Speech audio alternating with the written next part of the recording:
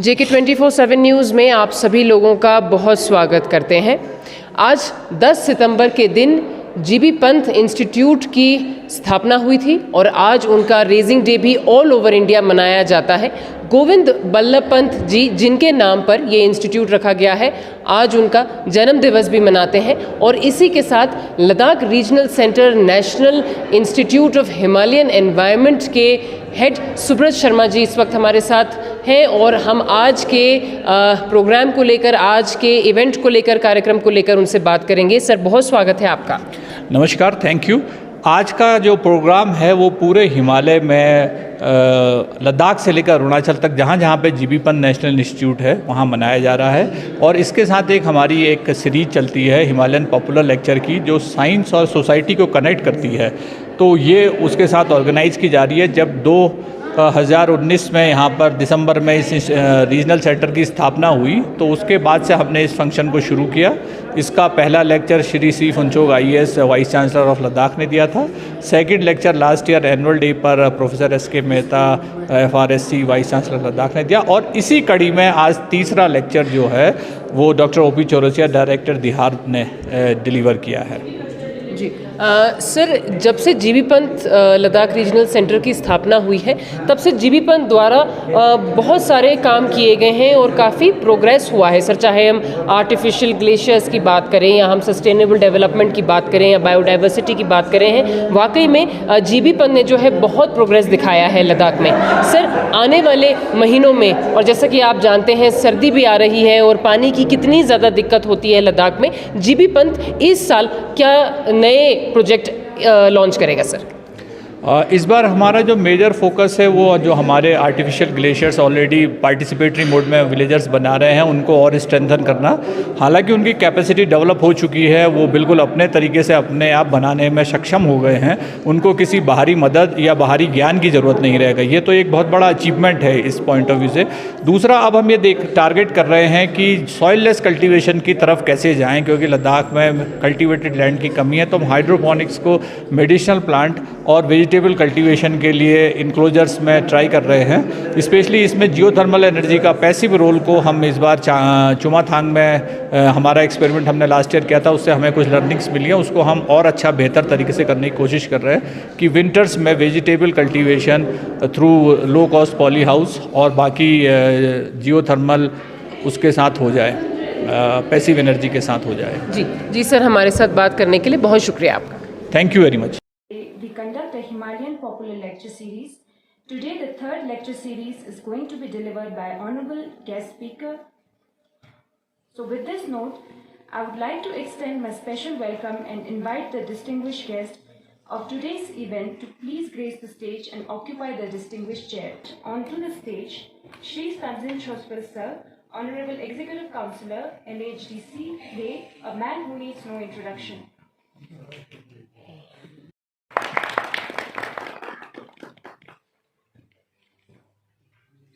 Please give big round of applause to our dignitaries. Thank you.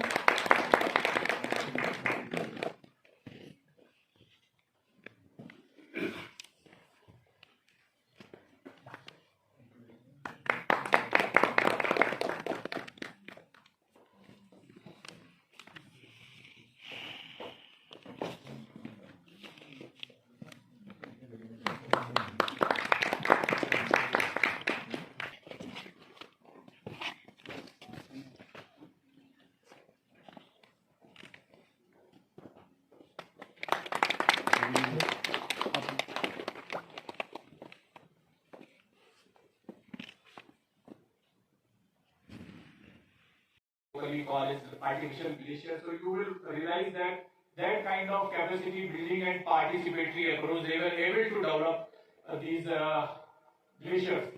But the important thing is that it is not that you can make it, but the confidence they have got in making it, that it is evidented by the science side. It was last year and it was this year winter, which was little bit warmer, sir. So they were not able to make it here. So they shifted the place, alignment, everything by themselves only. So it is a capacity building program where they have got a confidence that we can do. You see the top June 2021, it was in that format. And after the corona and the winters, we have developed all these things, and all of you are requested to please visit and see the live demonstrations of these things there. So I think Dr. Shri Joseph ji is require a big round of applause for his idea of. Fortunately, what happens that many people visit to the council. There are many visitors. It was his dream that these people come and they should be made aware of these things. Outer part of the Himalaya. Himalaya is having a three-fold, like central Himalaya, in northeast Himalaya, and then in western Himalaya. These are outer part of Himalaya. That is called the Trans-Himalaya.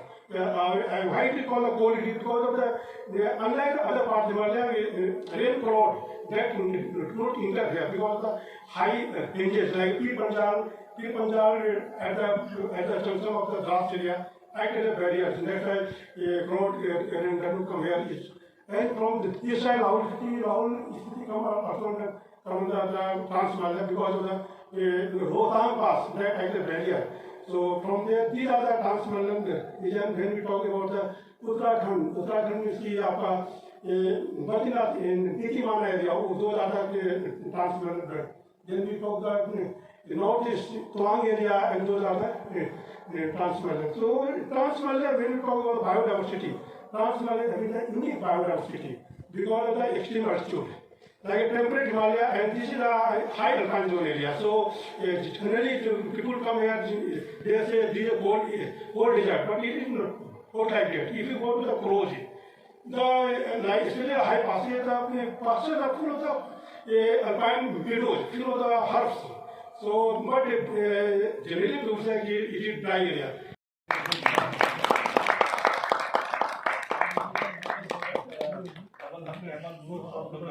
और बड़ा अच्छा start किया है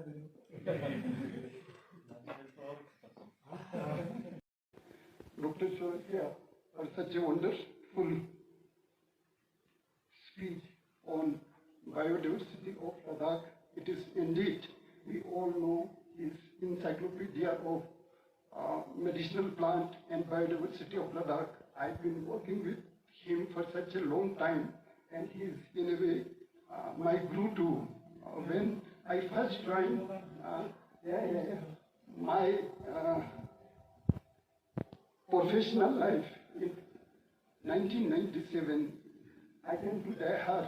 That time he was not here, but Dr. Dwivedi was here.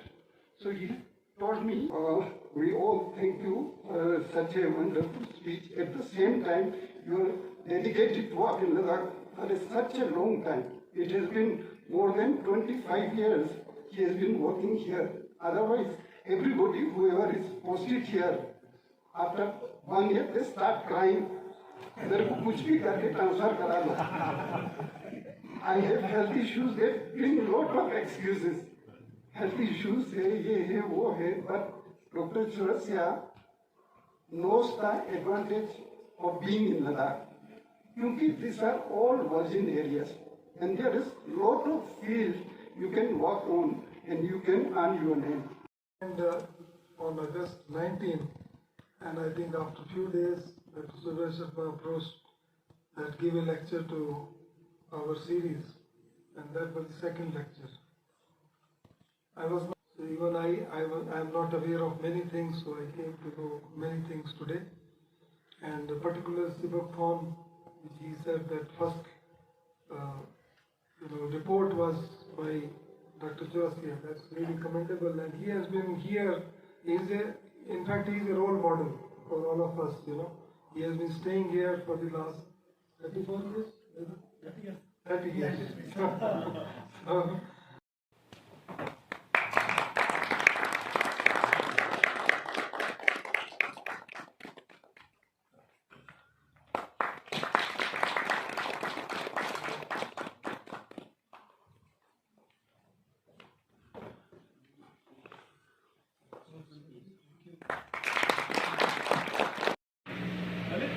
इस वक्त हमारे साथ executive counsellor LHDC ले श्री संजिन छोसपेल मौजूद हैं और आज 10 सितंबर जीबी पंत का रेजिंग डे है और आज बहुत ही एक बेहतरीन इवेंट हुआ है जहां पर 3rd Himalayan popular lecture Ladakh series एक आयोजित किया गया है दिहार के कॉन्फ्रेंस हॉल में, और उसी को लेकर श्री तानजिन छोसपेल से हम बात करेंगे। सर, बहुत स्वागत है आपका। Thank you very much ma'am. Okay, सबसे पहले तो मैं ये कहना चाहूँगा, जो ये GB Pant national institute of Himalayan environment NIHE, जो ministry of environment forest and climate change का एक सेंटर है जो लद्दाख में एक्स्टेब्लिश किया हुआ है, उनको कॉन्ग्रेचुलेट करना चाहूँगा आपको लद्दाख में एक्स्टेब्लिश करने के लिए। और मैं ये कहना चाहूँगा, जो ये आज का लेक्चर हुआ वो 3rd था हिमालयन पॉपुलर सीरीज़ में, जो कि एवरी ईयर होता है।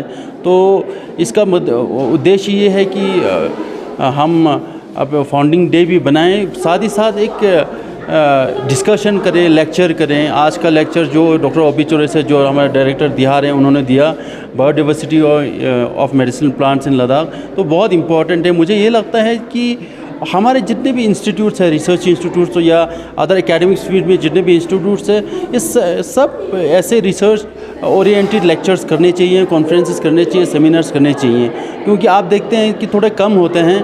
तो मैं आपके माध्यम से रिक्वेस्ट करना चाहूँगा जितने भी हमारे रिसर्च इंस्टीट्यूट्स हैं इधर, कि वो भी लेक्चर सीरीज़ करवाएं या कॉन्फ्रेंसेस या सेमिनार्स करें जो कि लद्दाख ओरिएंटेड, लद्दाख बेस्ड हो। क्योंकि आप देखेंगे, मैंने अपने प्लेटफॉर्म पे भी कहा था कि ऐसे इसलिए इम्पॉर्टेंट है क्योंकि पहले हम एक डिस्ट्रिक्ट थे जम्मू एंड कश्मीर में, अभी हम यूनियन टेरिटरी ऑफ लद्दाख हैं। तो हमारा थिंकिंग लेवल और डिस्कशन और अदर प्लेटफॉर्म्स में जो हमारे व्यू पॉइंट्स होंगे, वो उसको रखने में भी एक आसानी होता है। जब डिटेल डिस्कशन होते हैं, आइडियाज़ और रिफाइंड होते हैं और ऑब्जेक्टिव्स और क्लियर होते हैं, तो उस पर फिर हम काम करना भी ईजी हो जाता है एज ए एडमिनिस्ट्रेशन। और Ladakh autonomous hill development council GB Pant को और अदर इंस्टीट्यूट्स को हमेशा सपोर्ट कर रहा है, और मैं यही कहना चाहूँगा, उनको कॉन्ग्रेचुलेट करना चाहूँगा, head of the regional centre of GB Pant national institute of Himalayan environment here in Ladakh, doctor Subrat ji, और उनके पूरे टीम को, जो साइंटिस्ट हैं और जितने भी उनके लोग साथ जुड़े हैं, वो लोग बहुत अच्छा काम कर रहे हैं। और आगे आने वाले टाइम में मुझे बहुत उम्मीद है कि GB Pant institute one of the top institutes होगा, जो लद्दाख के विषयों को रखेगा, लद्दाख के जितने विषय हैं उन पर रिसर्च भी करेंगे, रिसर्च बेस्ड। सर, एक ज़रूरी सवाल आपसे पूछना चाहती हूँ। यूनिवर्सिटी ऑफ लद्दाख के vice chancellor professor SK Mehta ने आज क्लाइमेट चेंज सेल की बात करी है कि लद्दाख में क्लाइमेट चेंज सेल होना बहुत ज़रूरी है और कुछ ही दिनों में उसको अप्रूवल मिल जाएगा। इस बारे में सर आप क्या कहना चाहेंगे? ये बहुत वेलकमिंग स्टेप है। जो हमारे vice chancellor professor SK Mehta ji हैं, वो बहुत एक्टिवली अभी काम कर रहे हैं और प्रोजेक्ट्स बहुत सेंटर्स को भेज रहे हैं। अभी क्लाइमेट चेंज का सेंटर एक उन्होंने बोला कि आने वाला है, तो मैं ये समझता हूँ वो आज के टाइम में बहुत पर्टिनेंट है लद्दाख में। आप देखिए कि अभी सितंबर चल रहा है, 10 सितंबर चल रहा है, अभी इतना गर्मी है और लोग पहले भी कह रहे हैं कि बहुत गर्मी इस साल बहुत ऑल ओवर द वर्ल्ड तो हो ही रहा है, लद्दाख में और ज़्यादा हो रहा है। आप देखेंगे पूरा लद्दाख ग्लेशियर बेस्ड वाटर पे फार्मिंग पूरा बेस्ड है, क्योंकि मैं एग्रीकल्चर भी देखता हूँ। तो हमारा बहुत कंसर्न है आने वाले टाइम में क्लाइमेट चेंज लद्दाख के लिए कैसे होगा, फिर उसका इम्पैक्ट क्या होगा। इम्पैक्ट बहुत होंगे। आपने देखा है कुलुम विलेज जो लास्ट टाइम था, उसको हमने ड्रिप और स्प्रिंकल लगा के हमने फिर नया इनिशिएटिव लिया है उस पर। तो मुझे लगता है कि जो ये प्रोजेक्ट आने वाला है क्लाइमेट चेंज सेंटर, जो रिसर्च सेंटर होगा इधर एक, वो बहुत महत्वपूर्ण होगा लद्दाख के लिए और विश्व के लिए और वर्ल्ड लेवल के लिए भी, इंडिया के स्तर पे भी बहुत इम्पॉर्टेंट होगा। और मैं यही आशा करता हूँ कि ऐसे सेंटर्स जो हैं, जो बहुत ऑल ओवर वर्ल्ड जो बहुत कंसर्निंग एरियाज़ हैं, उन पे काम करें और हमारे जितने भी बच्चे हैं उनको भी अपॉर्चुनिटीज़ देंगे, तो मुझे लगता है ऑल हम एक्सप्लोर कर पाएंगे और इश्यूज़ को और इन डेप्थ एनालिसिस कर पाएंगे। जी सर, हमारे साथ बात करने के लिए बहुत शुक्रिया। धन्यवाद, thank you. GB Pant institute के रेजिंग डे पर हम दिहार में मौजूद हैं और जैसा कि आप लोग जानते हैं कि GB Pant NIHE Ladakh regional centre ने लद्दाख के अंदर बहुत बेहतरीन काम किया है और आज का उनका 3rd हिमालयन पॉपुलर लेक्चर जो लद्दाख सीरीज़ के ऊपर है, उसका 3rd एडिशन है, जिसको आज डॉक्टर OP चौरसिया डायरेक्टर दिहार ने बायोडाइवर्सिटी और मेडिसिनल प्लांट्स के ऊपर दिया है। बहुत बेहतरीन उनका ये लेक्चर रहा है, बहुत इन्फॉर्मेटिव, बहुत नॉलेजेबल ये लेक्चर रहा है, जिससे हमें लद्दाख की फ्लोरा बायोडाइवर्सिटी के बारे में काफ़ी जानकारी मिली है। बहुत अच्छे पैमाने में जीबी पंत का जो आज का स्थापना दिवस है उसको मनाया गया है। बने रहिए, लगातार अपडेट्स आप लोगों तक पहुंचाते रहेंगे। तानजिन दोरजे के साथ मैं ज़ैनब संधू, JK 24/7 न्यूज़ के लिए लेह लद्दाख।